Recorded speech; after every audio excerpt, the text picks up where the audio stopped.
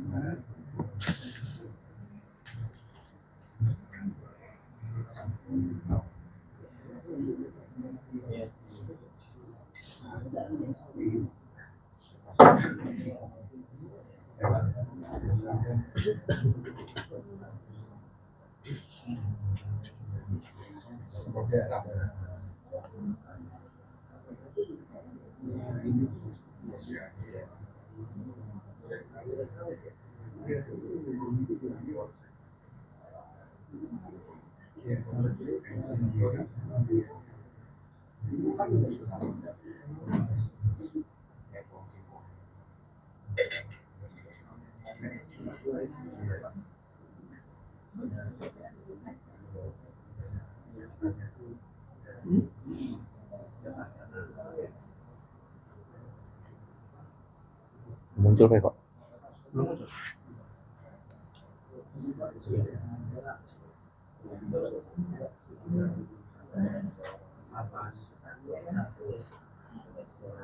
Coba lihat sini.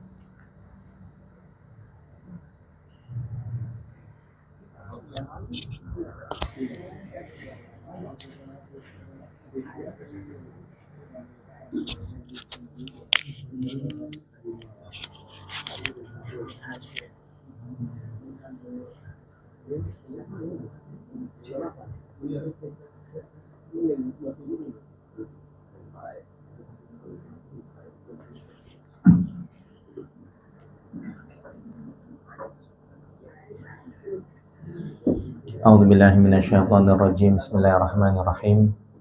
Assalamualaikum warahmatullahi wabarakatuh.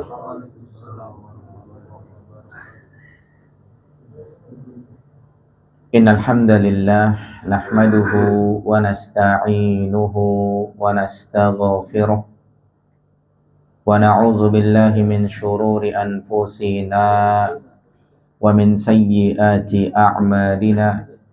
Man yahdihillahu fala mudilla lah wa man yudlilhu fala hadiya lah.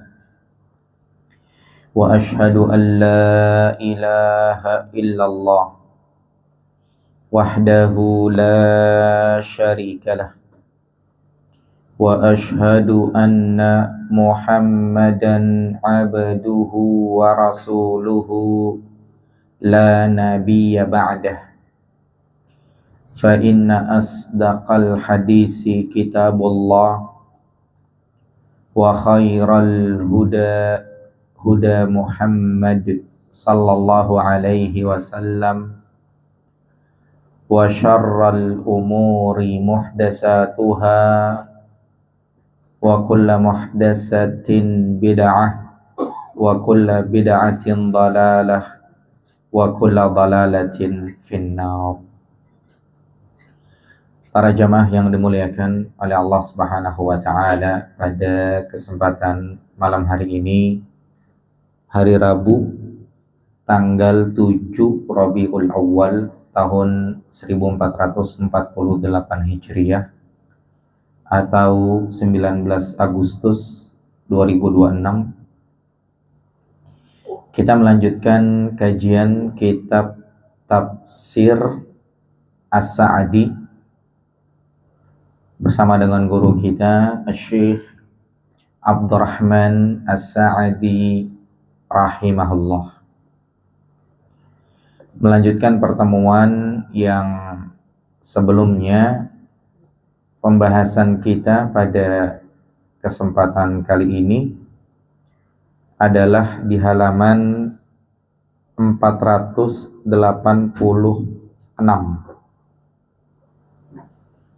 Di halaman 486 ini kita masih dalam pembahasan tafsir surat Hud. Lanjutannya di ayat 50 sampai dengan ayat 53. Di sini kita perhatikan firman Allah Subhanahu wa taala, wa ila adin, kepada kaum Ad kami mengutus kepada mereka akhahum, yaitu saudara mereka sendiri, Hudan, namanya Nabi Hud.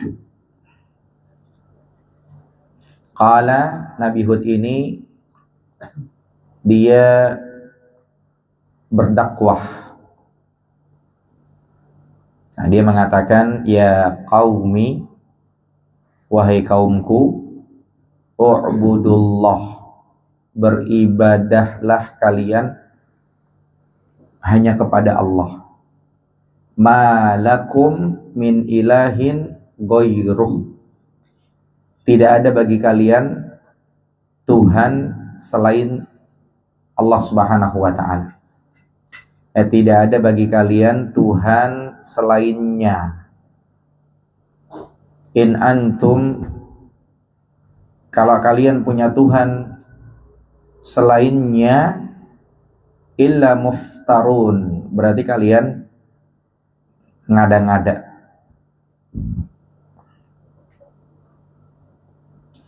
Ya qaumi, wahai kaumku, la as'alukum alaihi ajra. Nah, aku ini berdakwah sama sekali tidak minta upah kepada kalian. Jadi jangan kalian pikir aku berdakwah, aku mencari harta. Tidak. In ajriya illa alalladzi fatarani. In ajriya, yang akan memberikan upah kepadaku, yang akan memberikan balasan kepadaku, illa alalladzi fatarani, nah, tidak lain dan tidak bukan kecuali yang telah menciptakan aku, nah, yaitu Allah Subhanahu wa ta'ala. Afala ta'qilun, apakah kalian tidak berpikir? Jadi jangan dikira aku berdakwah nyari harta, nyari jabatan, nyari dunia. Tidak. Yang akan memberikan balasan kepadaku itu adalah Allah Subhanahu wa ta'ala. Jadi intinya kalian beribadah hanya kepada Allah. Kalau kalian beribadah kepada selain Allah, itu ngada-ngada. Karena yang benar beribadah hanya kepada Allah saja. Aku tidak cari upah. Yang ngasih nanti adalah Allah. Afala ta'qilun, apakah kalian tidak berpikir? Apakah kalian tidak mikir seperti itu?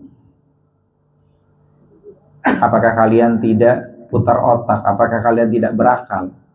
Jadi jangan dipikir ini dakwah yang dicari adalah dunia. Tidak. Ini dakwah yang dicari adalah kalian ibadah hanya kepada Allah saja, selesai. Jangan beribadah kepada berhala, jangan beribadah kepada patung, jangan beribadah kepada selain Allah.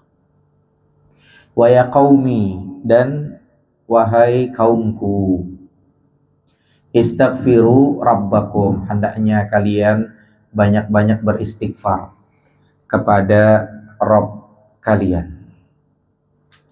Summa tubu ilaihi, kemudian kalian hendaknya banyak-banyak bertaubat kepadanya. Yursilis samaa'a 'alaikum midrara, nanti Allah akan turunkan hujan kepada kalian dengan sangat deras. Nah, jadi kalau pengen hujan deras, coba aja banyak-banyak istighfar. Innamal a'malu binniyat, amalan tergantung dengan niat. Diniatkan supaya hujan turun deras. Ya, kalau Allah ijabah, kejadian itu. Siapa yang mau hujan deras?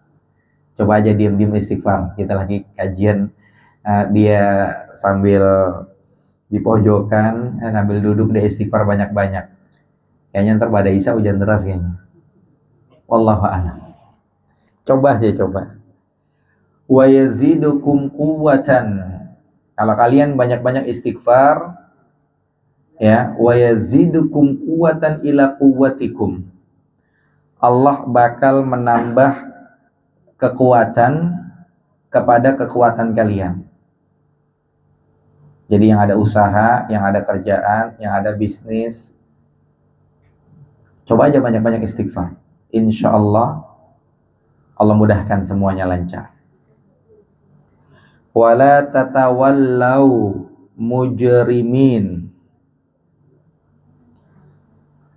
Wala tatawallau, kalian jangan berpaling. Ya, mujrimin, dengan melakukan perbuatan mujrim, dengan melakukan perbuatan dosa. Kemudian lanjutannya Allah Subhanahu wa taala mengatakan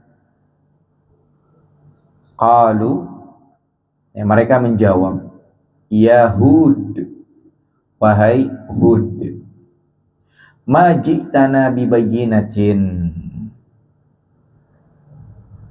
engkau tidak menghadirkan bukti, engkau tidak menghadirkan dalil. Wa ma nahnu bitariki alihatina, kami tidak akan meninggalkan sembahan-sembahan kami, kami tidak akan meninggalkan berhala-berhala kami. An qaulika, ya, gara-gara ucapanmu itu. Wa ma nahnu laka bimu'minin, dan kami tidak akan beriman kepadamu. Ya, maksudnya mereka mendatangkan dalil versi mereka. Ya, contohnya, kalau situ beneran Nabi, coba terbang. Nggak bisa terbang, berarti bukan Nabi beneran gitu. Ya, kalau situ beneran Nabi, coba jalan di atas air. Ya, nggak bisa jalan di atas air, berarti situ bukan Nabi beneran. Ya, kalau situ beneran Nabi, mana azab? Coba datengin sekarang, tungguin. Itu maksud mereka dalil model-model seperti itu. Nah, seperti yang sudah. Sehingga mereka mengatakan demikian kepada Nabi Hud alaihissalam, yang bilangnya Nabi Hud nggak ngasih dalil, sehingga mereka tidak mau beriman. Ini kalau kita bilang sama, ya, lagi ngebahas kirim Fatihah nyampe atau tidak, jawabannya situ mati dulu, nanti kita kirim Fatihah, kalau nggak nyampe situ balik lagi. Nah, itu nggak benar, ya. Jawaban seperti itu gaya umat dulu yang membangkang. Ya, mestinya kalau bahas kirim Fatihah sampai atau tidak, maka bahas secara dalil. Kalau bilang sampai, dalilnya apa? Kalau bilang tidak sampai, dalilnya apa? Nah, tinggal berikutnya terserah yang bersangkutan, mau ikut keterangan kita atau tidak, ya. Yang penting kita udah ngasih hidayah dari bumi, tinggal berikutnya hidayah dari langit, wallahu a'lam. Baik, terkait tafsir ayat ini diperhatikan di halaman 487. Yang pertama, ya, terkait firman Allah Subhanahu wa taala, wa ila adin akhahum hudan, ya, kepada kaum Ad, ya, kami mengutus kepada mereka saudara mereka,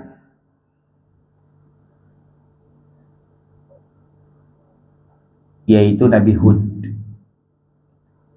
Nah, di sini dikatakan, ya, kami mengutus kepada kaum Ad, dan kaum Ad ini adalah satu kabilah atau satu suku yang terkenal, yang tinggal di negeri Ahqaf di daerah Yaman. Ya, mungkin kalau bahasa kita, kaum Ad adalah umat terdahulu. Selesai. Nah, kepada kaum Ad, Allah Subhanahu wa taala mengabarkan Allah utus akhahum, saudara mereka sendiri, senasab, salam, yaitu Nabi Hud. Apa tujuannya? Tujuannya adalah agar mereka bisa mengambil faedah dari Nabi Hud, agar mereka bisa mengambil ilmu, supaya mereka bisa percaya, karena Nabi Hud, mereka tahu jalan ceritanya dari kecil sampai gede. Jadi kalau Nabi Hud ngomong, ya udah, tinggal percaya aja sebagaimana Nabi Muhammad SAW. Mereka tahu. Jadi ini bukan orang ngada-ngada, ini bukan orang bahlul ya, atau muncul gitu kan, enggak. Tapi ini nabi. Mereka tahu dari jalan ceritanya, dari kecil tumbuh dewasa, kemudian bagaimananya. Sebetulnya kalau Nabi Hud ngomong udah tinggal beriman aja selesai. Kayak Nabi Muhammad SAW, kan mereka tahu jalan ceritanya dari kecil, kemudian kita tahu cerita Ka'bah banjir, kemudian Hajar Aswad geser, ngambang, kemudian nyangkut di mana gitu kan, pengen dibalikin lagi ke Ka'bah pada rebutan. Akhirnya mereka sepakat yang boleh balikin Hajar Aswad orang yang besok pertama kali masuk masjid.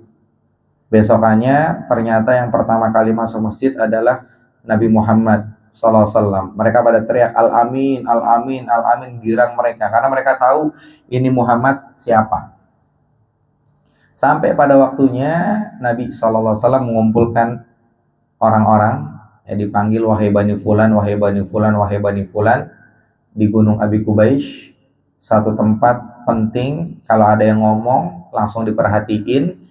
Akhirnya pada ngumpul, baru Nabi bilang pendahuluan, kalau saya kasih tahu di belakang bukit ya, di balik bukit ada pasukan yang akan menyerang kalian. Kalian pada percaya atau tidak? Karena kan orang jahiliyah hobinya hobi perang gitu. Mereka teriak serempak, percaya. Karena Nabi nggak pernah bohong. Mereka tahu betul dari kecil gimana. Terus Nabi bilang di antara kedua tangannya ada azab yang pedih. Ada surga, ada kabar gembira, ada peringatan. Maksudnya kalau beriman surga, kalau tidak beriman neraka, dan seterusnya. Nah di situ mentah. Nah mestinya Nabi ngomong tinggal beriman selesai gitu kan.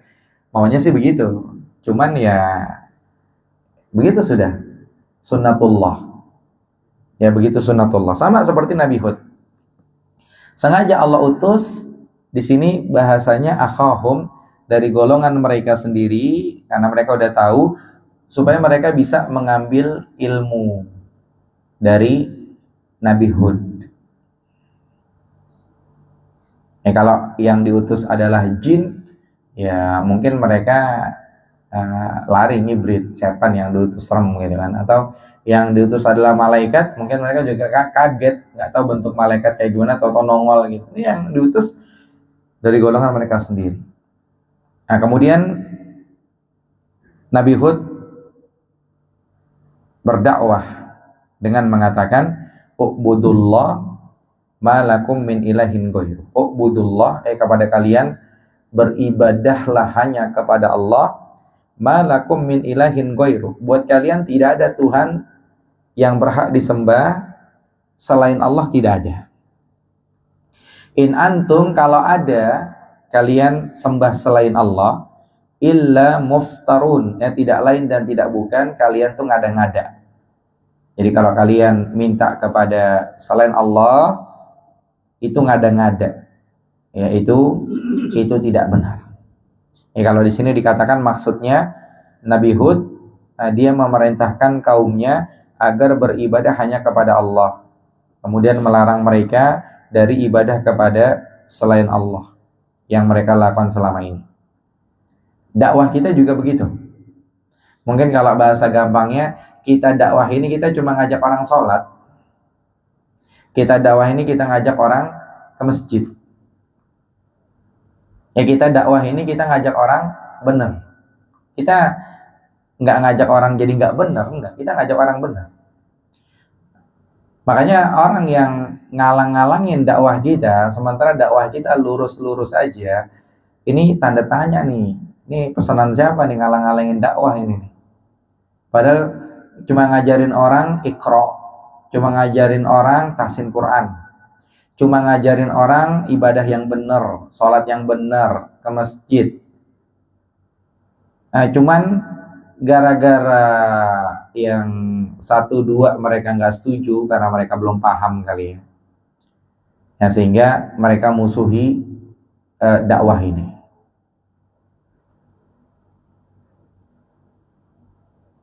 Nah, ini tidak benar seperti itu. Jadi mestinya dakwah-dakwah seperti ini harus didukung. Kenapa? Karena ini adalah inti dakwah para nabi dan rasul. Semuanya mengajak beribadah hanya kepada Allah saja. Cuman memang yang gini-gini dari dulu dimusuhin. Nah, ini udah sunatullah. Makanya ketika kita berdakwah, ketika kita berada di atas jalan ini, kita dimusuhin, ya kita bersabar.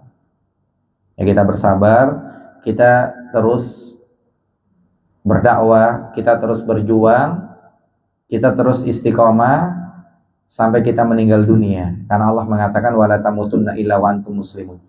Kalian jangan mati kecuali dalam keadaan Islam. Ya, jangan mati melempem kayak kerupuk, jangan. Tetap kita semangat dalam dakwah. Kalau kita menjaga salat 5 waktu kita semangat istiqomah terus. Ya, kita dakwah, kita ajak masyarakat ibadah hanya kepada Allah. Ada noda-noda kesyirikan, kita luruskan, kita bersihkan, kita kasih tahu supaya betul-betul orang itu murni ibadahnya hanya kepada Allah, minta hanya kepada Allah, dan seterusnya dan seterusnya. Kemudian lanjutannya dikatakan, dia mengabarkan kepada mereka bahwa mereka telah berdusta atas nama Allah dalam urusan ibadah. Mereka beribadah kepada selain Allah. Kemudian pembolehan mereka terhadap hal itu, mereka bilang, ya mungkin kalau bahasa sebagian orang sekarang itu namanya tawasulan, ya, mintanya kepada kuburan. Namanya minta kepada selain Allah, itu bukan tawasulan, nggak boleh. Jadi mereka membolehkan itu. Kemudian Nabi Hud menjelaskan kepada mereka kewajiban beribadah itu hanya kepada Allah saja. Nabi Hud menjelaskan kepada mereka ibadah kepada selain Allah itu batil. Dalam ayat dikatakan in antum illa muftarun. Kalau tidak seperti itu, berarti kalian ngada-ngada dalam beribadah kepada Allah Subhanahu wa taala. Dan seperti itu tidak benar. Jadi yang benar ibadah hanya kepada Allah, minta hanya kepada Allah. Ya, termasuk kita-kita itu yang kita lakukan. Kita ibadah hanya kepada Allah, kita minta hanya kepada Allah, kita tawakal hanya kepada Allah, dan seterusnya dan seterusnya. Intinya kita mentauhidkan Allah.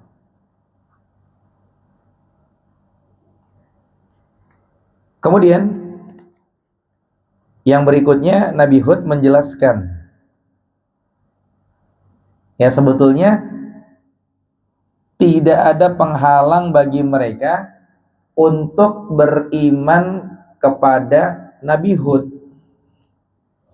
Karena Nabi Hud mengatakan, ya qaumi la as'alukum alaihi ajra, wahai kaumku, aku tidak minta upah kepada kalian. Aku tidak minta jabatan. Aku tidak minta harta, tahta, wanita. Tidak. Ini dakwah murni loh. Kalian jangan beribadah kepada berhala, beribadahnya hanya kepada Allah saja. Sudah selesai.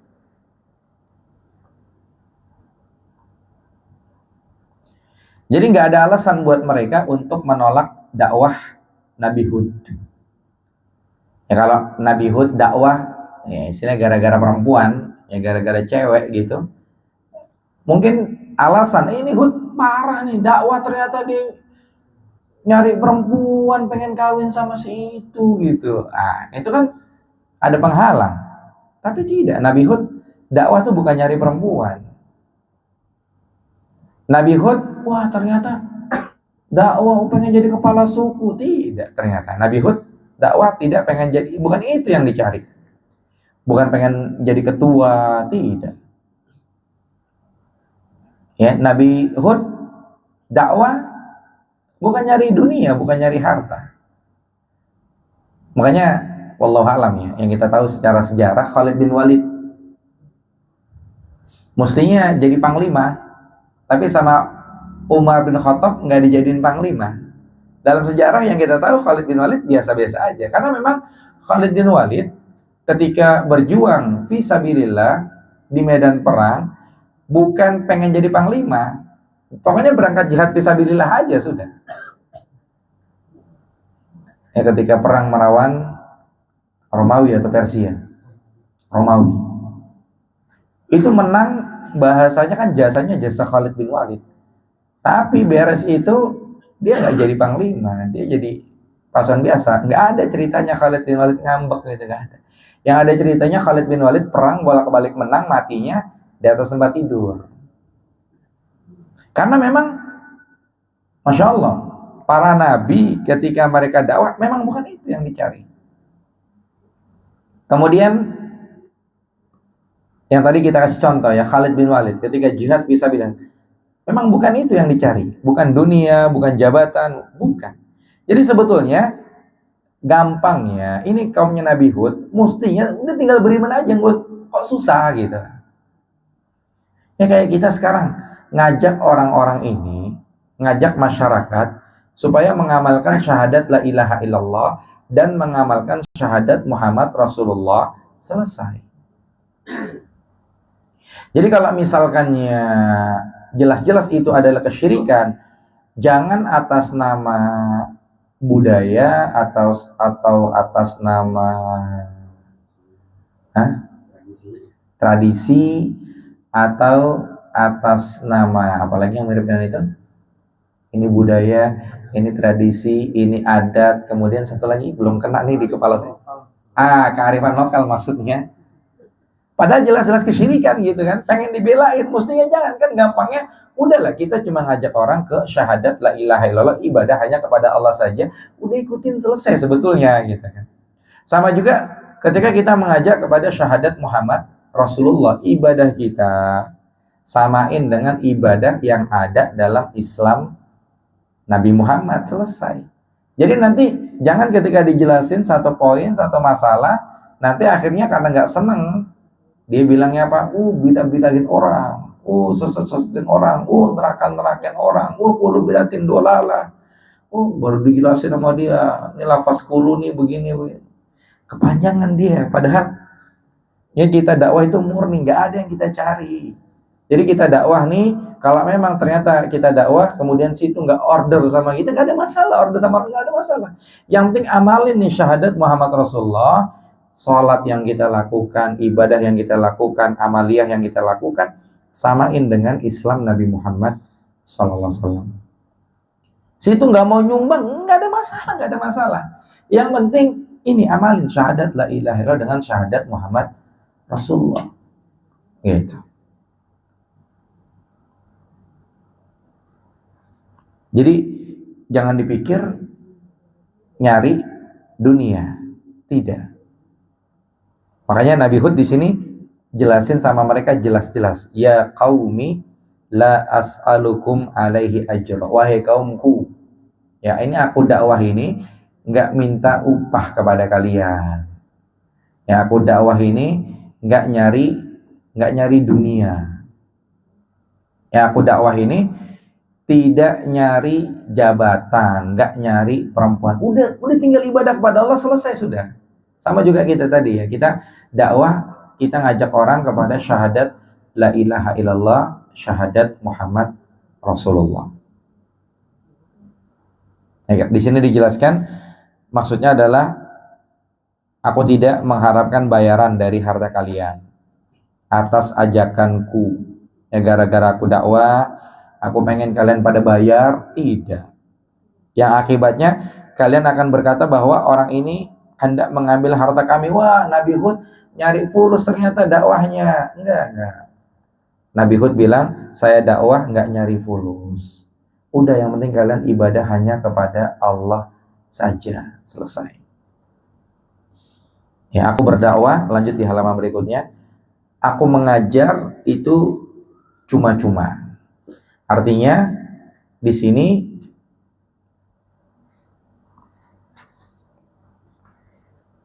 Nabi Hud ingin mengatakan, ya aku dakwah, aku mengajarkan kalian itu semuanya gratis, nggak ada bayaran, nggak ada.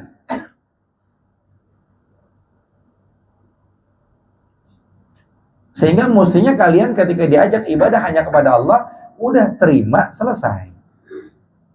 Lanjutnya Nabi Hud mengatakan, in ajriya illa ala ladzi fatarani. Ya, yang ngasih upah kepadaku tidak lain dan tidak bukan yaitu yang menciptakan aku, Allah Subhanahu wa taala. Ya, afala ta'qilun. Ya, apakah kalian tidak memikirkannya? Cobalah kalian berpikir, ini dakwah, intinya ajak kalian ibadah hanya kepada Allah saja. Sama sekali nggak nyari harta kalian.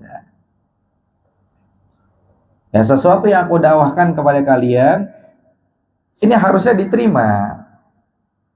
Dan berpikir adalah satu penghalang dari penolakan terhadap dakwah. Jadi, kalau mau berpikir, insya Allah paham. Tapi kalau nggak berpikir, taunya dia bakar, bubarkan, ya sudah, itu yang akan terjadi. Tapi kalau dia berpikir, ini salahnya di mana? Nabi Hud itu dakwah ngajak kepada Allah. Kemudian, ya, Nabi Hud dakwah itu mereka nggak suruh pada bayar. Ya, kayak contoh misalnya ada kajian berbayar, dicurigai. Wajar, karena judulnya bayar gitu kan. Tapi ternyata setelah dapat penjelasan, oh bayar karena buat ini. Oh gitu maksudnya. Selesai. Setelah dapat penjelasan, setelah beres tabayun. Tapi kalau Nabi Hud betul-betul nggak bayar. Ya betul-betul nggak bayar. Kenapa kalian tidak menerima dakwahnya? Orang cuman ibadah hanya kepada Allah saja gitu kan. Ya kayak ada ustadz ceramah, nggak mau ceramah kecuali kalau 5 juta, kecuali kalau 20 juta, kalau 30 juta, orang curiga lah. Wajar. Tapi Nabi Hud ini sama sekali nggak minta bayaran. Waktu itu ada ustadz pengen ya, ceramah buat bukber doang. Anggaran panitia itu 2 juta, nggak mau ceramah tuh ustadz, mintanya 10 juta. Saya tahu itu saat itu. Kemudian saya bilang, saya aja sudah sini 2 juta gitu. Terus bercanda gitu kan. Terus baru dijelasin, ini ustadz tinggalnya di apartemen itu. Apartemen itu 1 bulan 60 juta. Sudah wajar. Dan perusahaan yang ngundang, mereka punya omset miliaran. Ya 10 juta kecil. Gitu. Artinya, ketika ada dakwah, kemudian ada duitnya, orang bertanya, curiga, wajar. Tapi Nabi Hud nggak ada dia nyari fulus. Mestinya diajak ibadah kepada Allah, selesai, ikut aja gitu kan. Sama juga ketika kita ngebahas nih, mungkin nggak usah bahas ustadz lah. Kalau ustadz mungkin kadang-kadang suka dikasih transport, kadang-kadang suka dikasih hadiah, kadang-kadang suka dikasih apa. Kita lah coba, ketika kita ketemu sama orang, ya kemudian dia melakukan kesyirikan. Apa kesyirikan yang familiar di masyarakat? Misalnya kita ketemu ada bayi saudara kita digantungin bangle. Ini kan apa, noda-noda kesyirikan, bergantung kepada selain Allah. Terus kita ngebilangin dia. Coba kita tanya diri kita ketika ngebilangin dia, apakah kita pengen dapat duit dari maknya bayi itu, bapaknya bayi itu? Enggak kan? Betul-betul kita pengen ngebilangin ini syirik. Enggak boleh, haram. Itu yang dilakukan oleh Nabi Hud. Nabi Hud dakwah sama sekali nggak nyari duit, nggak nyari fulus. Ya. Kok nggak mau nerima, maunya kok ibadah kepada patung gitu. Sama juga ketika kita ke masjid, tetangga kita pada nongkrong depan rumah, ketika kita ajakin dia ke masjid, ada nggak di pikiran kita biar kita dapat duit dari dia besok-besok? Nggak ada. Betul-betul kita ikhlas ngajakin dia ke masjid, kita pengen dia ini masuk surga sama-sama selamat dari neraka. Itu gambaran bagaimana keikhlasan Nabi Hud dalam berdakwah. Jadi nggak nyambung, nanti kalau dikaitkan sama guru-guru di sekolah berarti nggak usah digaji gitu kan, beda judul. Tapi dengan kita tadi ya, ketika kita ke masjid, ada tetangga kita nongkrong depan rumah, kita ajakin ke masjid, kita ngajakin ke masjid, ikhlas atau tidak ikhlas? Ikhlas. Apa buktinya? Nggak ada di kepala kita, di pikiran kita, biar nanti dia ngasih duit sama kita gitu, nggak ada. Karena betul-betul kita pengen dia jadi orang soleh, jadi orang yang beribadah kepada Allah, bukan jadi orang yang malas sholat. Kira-kira itulah bagaimana dakwah Nabi Hud. ya perjuangannya bersama di tengah-tengah kaumnya. Udah azan Isya, kita azan dulu. Tafadhol muazzin.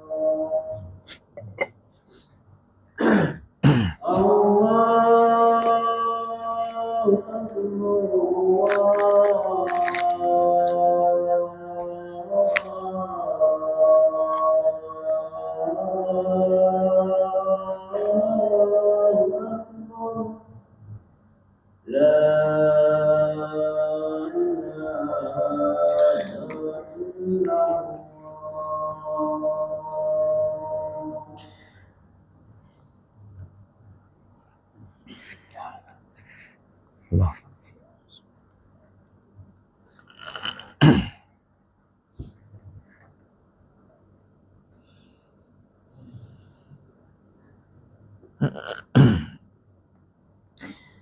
Baik, bismillah. Kita lanjutkan berikutnya di halaman 488 ayat 52.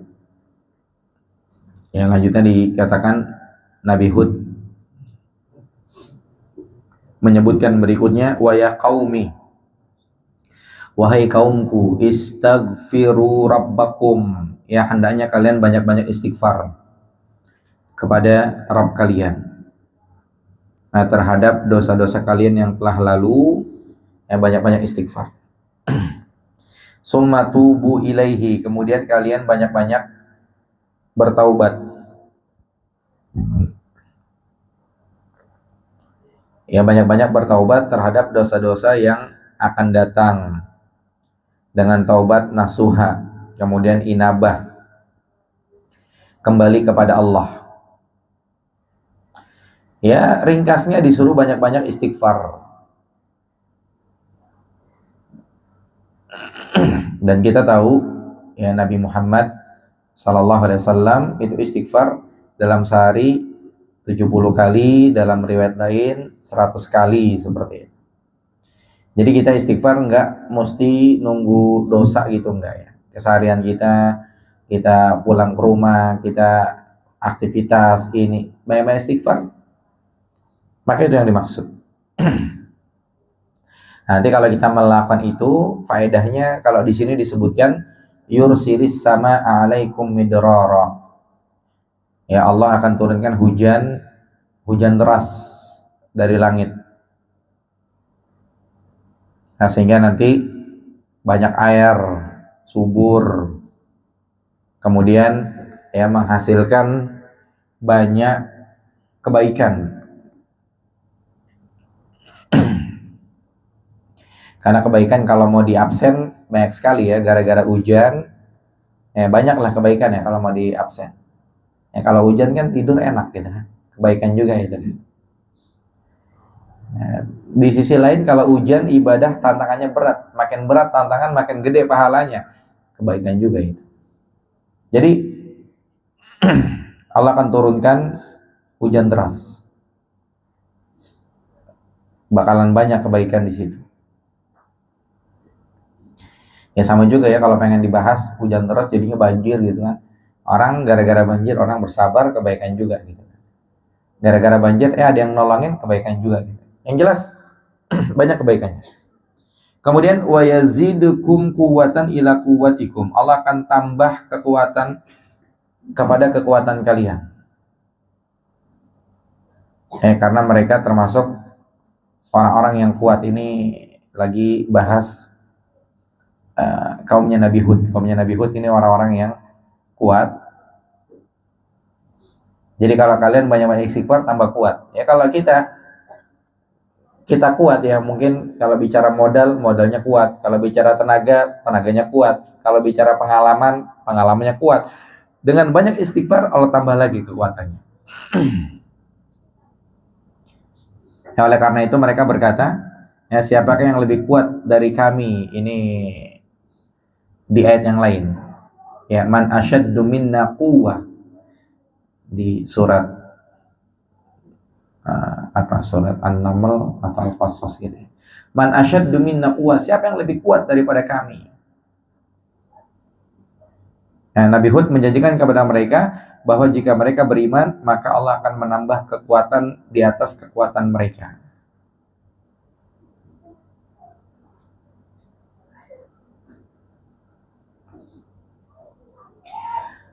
Wala tatawallau. Wah, Nabi Hud mengingatkan, kalian jangan berpaling dari Rabb kalian, mujrimin, dengan berbuat dosa. Dan di sini dosa terbesar yang disorot yaitu apa? Tidak beribadah kepada Allah. Berani melanggar larangan-larangan Allah. Melakukan kesyirikan, ibadah kepada selain Allah. Ya kalau kita mungkin bahasanya malas sholat. Seperti itu.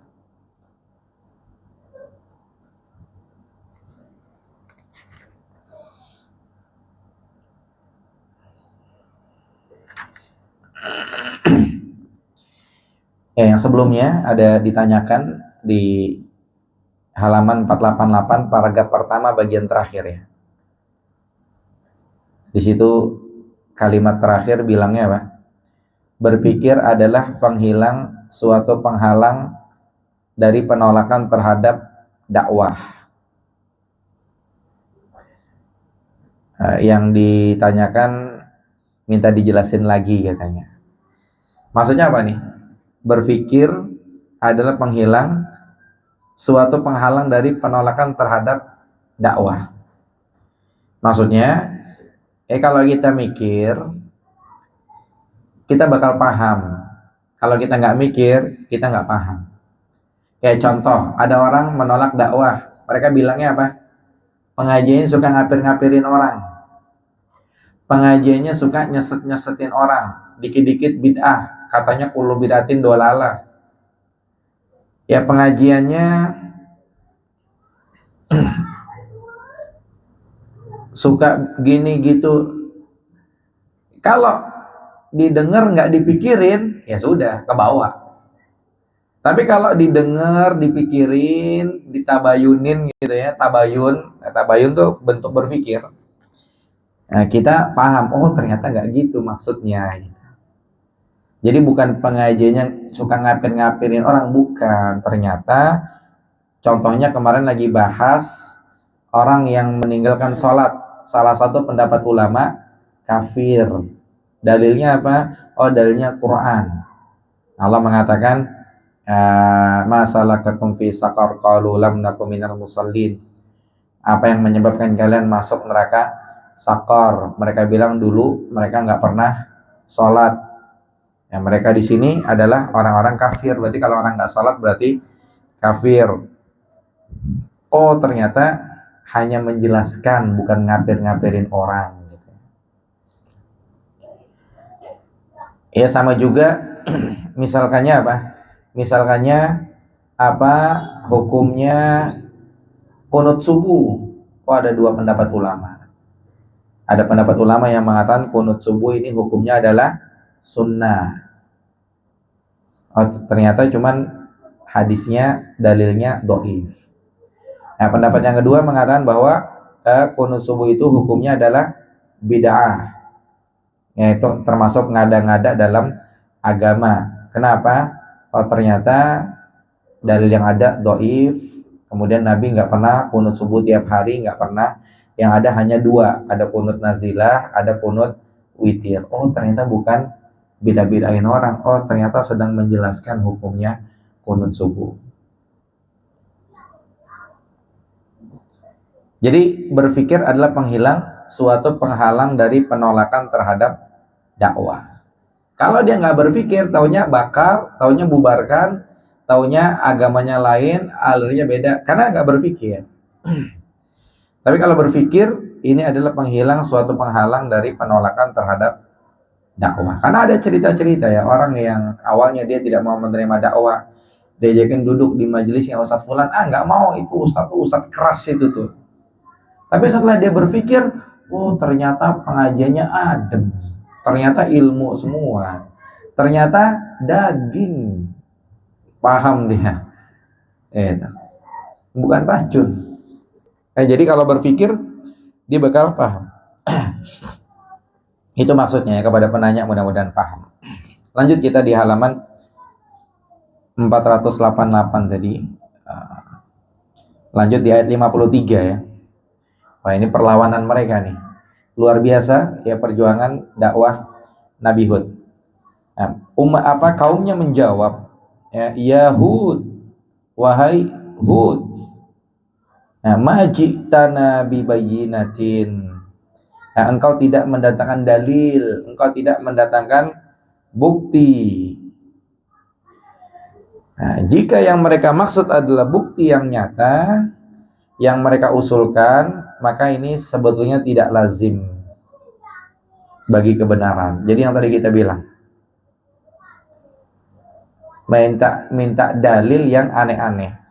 Atau ginilah misalkannya. Jadi kalau misalkannya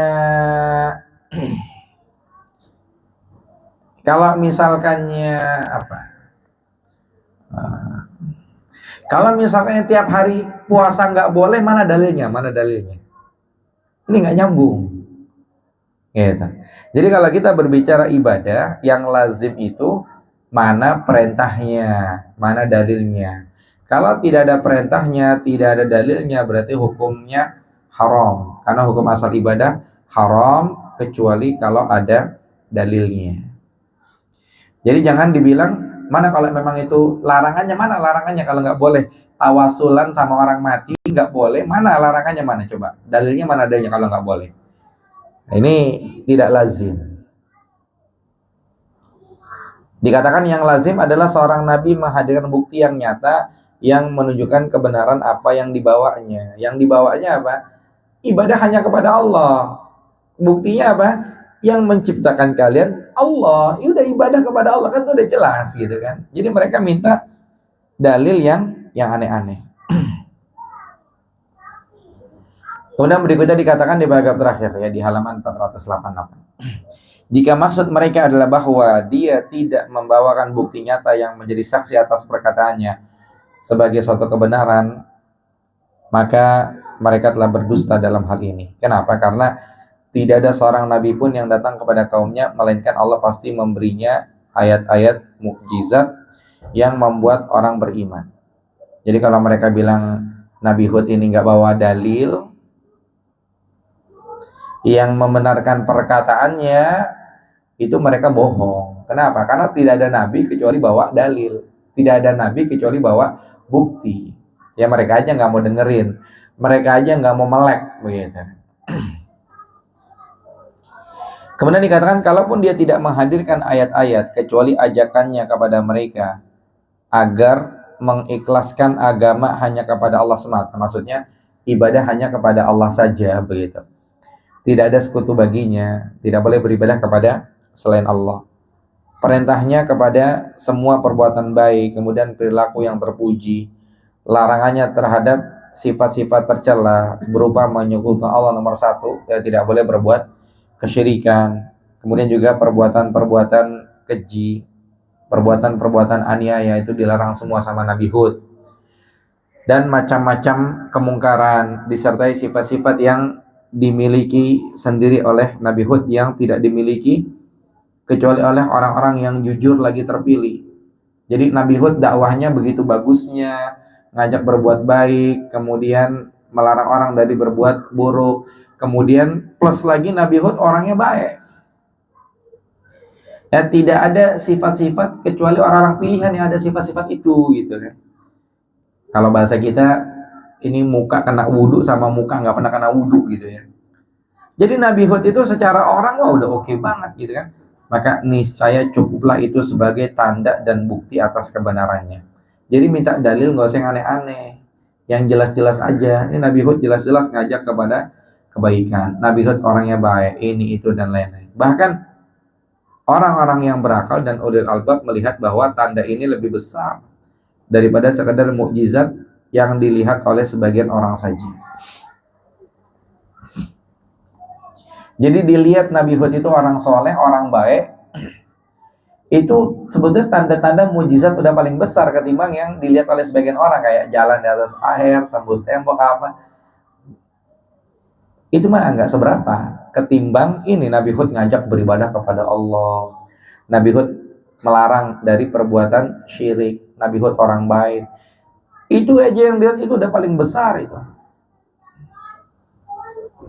Kemudian lanjutannya di paragraf kedua di halaman 489 ya. Di antara tanda-tanda dan bukti-bukti yang menunjukkan atas kebenaran Nabi Hud itu adalah bahwa dia adalah satu orang tanpa kawan, tanpa pendukung. Sedangkan dia menyeru kepada kaumnya, memanggil mereka, kemudian menantang mereka, berkata kepada mereka, ya sesungguhnya aku bertawakal kepada Allah, Rabbku dan Rabb kalian. Mestinya di situ mereka menangkap bahwa ya Nabi Hud ini apa namanya di atas kebenaran begitu. Ya Nabi Hud di atas kebenaran. Mestinya mereka nangkap itu gitu. Jadi nggak ada pendukungnya. Ini Nabi Hud ini sendirian, betul-betul wahyu ya dari Allah Subhanahu wa taala.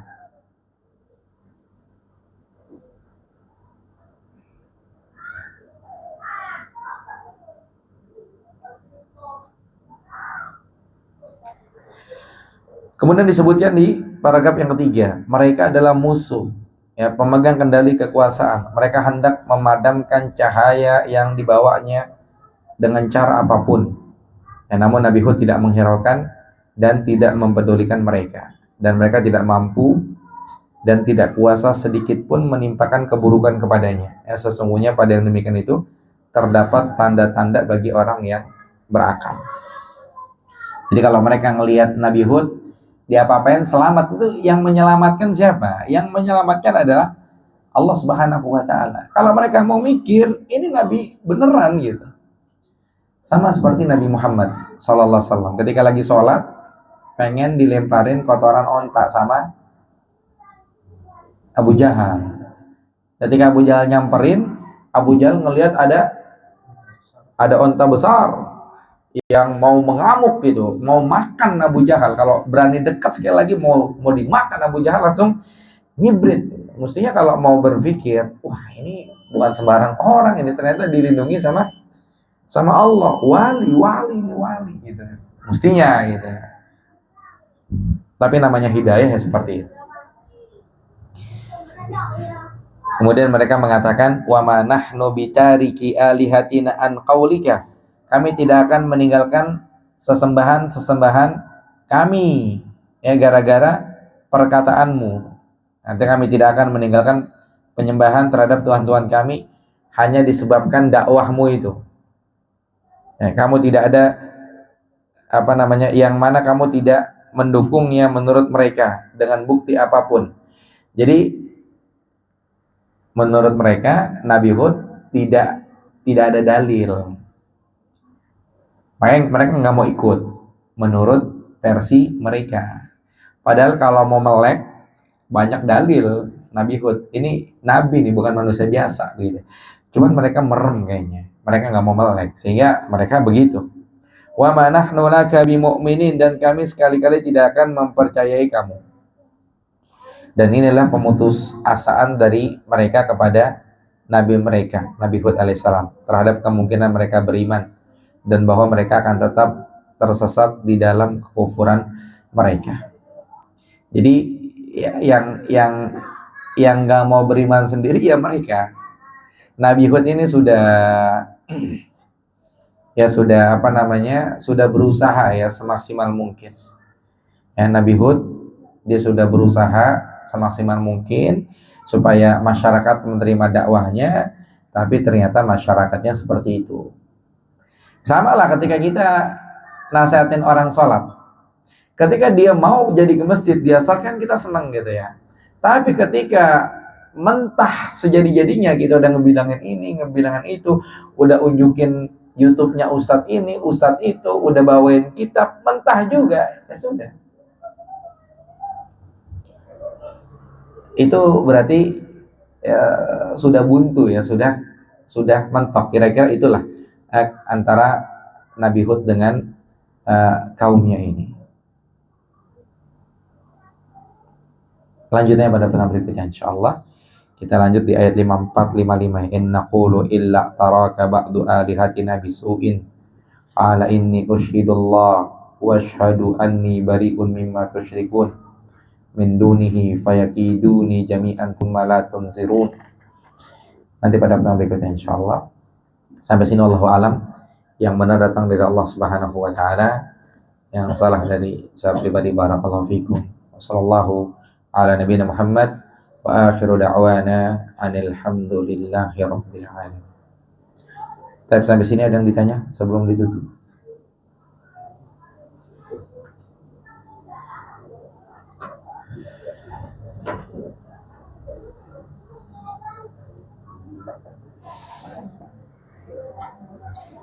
Nah, tafadhol, silakan. Benar ada tambahan-tambahannya tambah nanti mau istighfar banyak-banyak beristighfar caranya gimana? Iya, yang ditanyakan bagaimana cara istighfar. Ya, lafaz-lafaz istighfar ya apa saja ya. Lafaz istighfar berdasarkan dalil. Ini sama seperti lafaz salawat ya, berdasarkan dalil. Yang pertama dari keterangan-keterangan yang ada, lafaz istighfar ini kan tergantung sikon. Yang pertama secara umum, lafaz istighfar adalah astagfirullah. Kemudian yang kedua, kalau kita bicara setelah salat, lafaz istighfar astagfirullah, astagfirullah, astagfirullah 3 kali. Kalau kita bicara istighfar yang paling afdal, yang paling utama, bahasanya sayyidul istighfar. Allahumma anta rabbi la ilaha illa anta khalaqtani wa ana abduka wa ana ala ahdika wa wa'dika mastata'tu a'udzubika min syarri ma sana'tu abu'u laka bi ni'matika 'alayya wa abu'u bi dhanbi faghfirli fa innahu la yaghfiruz dzunuba illa anta. Kemudian ada lagi lafaz istighfar yang lain. Ya Rabbana zalamna anfusana wa in lam taghfir lana wa tarhamna lanakunanna minal khasirin. Jadi nggak mesti kita istighfarnya astagfirullah terus, nggak mesti. Ya ketika kita lagi lagi duduk termenung, atau kita bilang Rabbana zalamna anfusana wa in lam taghfir lana wa tarhamna lanakunanna minal khasirin. Kenapa istighfar? Atau yang dibaca sama Nabi Yunus, la ilaha illa anta subhanaka inni kuntu minaz zalimin. Jadi kalau bicara istighfar yang paling utama sayyidul istighfar. Ya, tapi kalau kalau kita bicara secara umum ya gampangnya istighfar itu adalah astagfirullah, astagfirullah, seperti itu. Jadi banyak ya lafaz-lafaz istighfar seperti tadi disebutkan.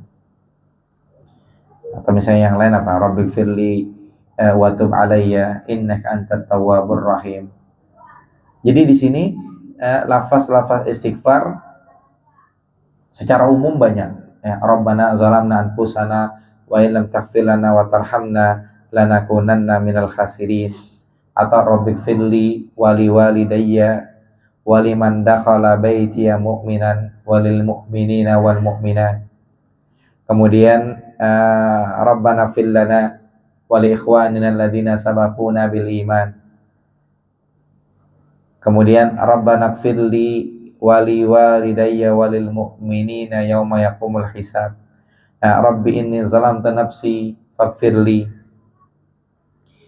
Kemudian yang lainnya Rabbana waj'alna muslimaini laka wa min dzurriyyatina ummatan muslimatan lak. Terakhir wa tub 'alaina innaka antat tawwabur rahim. Yang lanjutannya Rabbana atina min ladunka rahmah wa hayyi' lana min amrina rasyada. Dan doa-doa yang lain-lain ya, subhanallah bihamdihi astaghfirullah wa atubu ilaih, dan seterusnya banyak lafaz-lafaz istighfar. Cuman kalau dikaitkan dengan amalan-amalan tertentu, waktu-waktu tertentu, kalau ada dalilnya berarti benar, kalau nggak ada dalilnya nggak boleh. Yang tadi kita lagi bahas itu adalah lafaz istighfar secara umum. Tapi kalau bingung-bingung, astagfirullah. Jelas insyaallah. Nah, wallahu a'lam. Ada pertanyaan yang lain? Tidak ada. Tapi kalau tidak ada berarti sampai di sini kita tutup dengan doa kafaratul majlis. Subhanakallahumma wa bihamdika asyhadu an la ilaha illa anta astaghfiruka wa atubu ilaik. Assalamualaikum warahmatullahi wabarakatuh.